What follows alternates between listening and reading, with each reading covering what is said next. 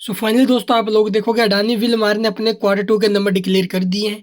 कैसे रहे हैं क्वार्टर टू के नंबर, चलिए जानते हैं डिटेल में, और साथ में क्या कुछ अनाउंस किया गया है इस रिजल्ट्स के चलते वो भी देखेंगे। तो चलिए फटाफट से देख लेते हैं भी रिजल्ट्स कैसे आए, और रिजल्ट्स आते ही स्टॉक में गिरावट आना तो आप लोग समझ ही सकते हो भी रिजल्ट्स कैसे आए होंगे। तो यहाँ पर आप लोग देखोगे हम डिस्कस करेंगे इसके कंसोलिडेटेड फाइनेंशियल रिजल्ट्स को लेकर।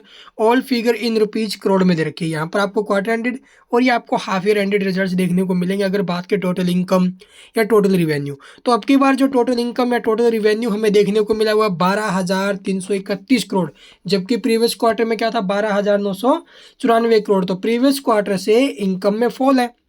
और वहीं प्रीवियस ईयर के सेम क्वार्टर से कंपेयर करें जहां पर 14,209 करोड़ की इनकम थी, तो वहां से भी इनकम में फॉल है। तो quarter on quarter basis income टूटी है, और प्रीवियस ईयर यानी ईयर ऑन ईयर बेसिस पर भी इनकम टूटते हुए नजर आई, और हाफ ईयर में भी आप लोग देखोगे इनकम में फॉल है। तो इनकम ओवरऑल हमें टूटते हुए नजर आई है।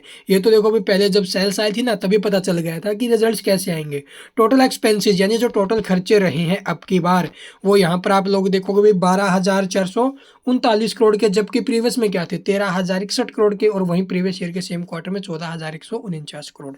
तो क्वार्टर ऑन क्वार्टर बेसिस पर एक्सपेंस में गिरावट, और प्रीवियस ईयर के सेम क्वार्टर से कंपेयर करोगे तो वहां से भी एक्सपेंसेस में गिरावट है। बट बात यह है कि अब की बार जो रिवेन्यू है ना वो एक्सपेंस से कम है, जबकि प्रीवियस ईयर में कंपेयर करें तो वहां पर रिवेन्यू ज़्यादा था, तो वहां पर प्रॉफिट हुआ, और अब की बार कंपनी को हुआ है लॉस। तो कितना लॉस हुआ चलिए देखते भी। Net loss for the period या प्रॉफिट फॉर द पीरियड बात करें तो अब की बार जो कंपनी ने लॉस बनाया है वो है 130 करोड़ 73 लाख का।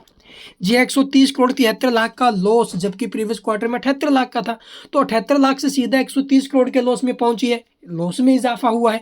उसके बाद प्रीवियस ईयर के सेम क्वार्टर से कंपेयर करें तो वहां पर कंपनी ने 48 करोड़ का प्रॉफिट तो बनाया था, जबकि अब की बार तो कंपनी ने लॉस बनाया 130 करोड़ का। तो क्वार्टर टू रिजल्ट्स बहुत ज़्यादा खराब आते हुए नजर आए हैं कंपेयर एज ए प्रीवियस क्वार्टरों के। उसके बाद आप लोग देखोगे हाफ ईयर बेसिस पर, प्रीवियस हाफ ईयर में 242 करोड़ का प्रॉफिट था कंपनी को, जबकि अब की बार 209 करोड़ का लॉस हुआ है। तो ये कारण रहे हैं स्टॉक में आज की अभी आई जो करेक्शन है उसके पीछे का रीजन। तो रिजल्ट्स खराब आए हैं, उसी का इफेक्ट रहा है। ईपीएस अर्निंग पर शेयर की बात करें तो 1 रुपये 1 पैसे माइनस में, प्रीवियस में क्या था 61 पैसे माइनस में, और प्रीवियस ईयर के सेम क्वार्टर में 38 पैसे प्लस में था।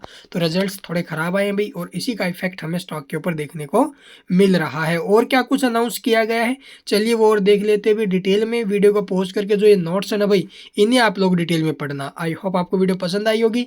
वीडियो पसंद है लाइक कीजिए, चैनल को सब्सक्राइब नहीं किया तो सब्सक्राइब करना बिल्कुल मत भूलना। तो यहाँ पर आपको जो ना भी सेगमेंट्स रिवेन्यू भी देखने को मिल जाएंगे भी। एडिबल ऑयल से कितना आया है, एफएमसीजी फूड एंड एफएमसीजी, ठीक है, और जो इंडस्ट्री एसेंशियल्स है वहाँ से क्या कुछ रिवेन्यू बनते हुए नजर आए। तो कहाँ पर रिवेन्यू टूटे हैं, रिवेन्यू टूटे हैं फूड एंड सॉरी जो ये आपका एडिबल ऑयल है ना वहां पर रिवेन्यू टूटते हुए नजर आए, देख सकते हो, ठीक है। फूड एंड एफएमसीजी में रिवेन्यू में ग्रोथ रही है, और उसके बाद आप लोग देखोगे भी इंडस्ट्री एसेंशियल्स में भी आपको जो ना भी रिवेन्यू में फॉल बनते हुए नजर आया है। तो ये दो सेगमेंट्स हैं जहां पर रिवेन्यू टूटे हैं।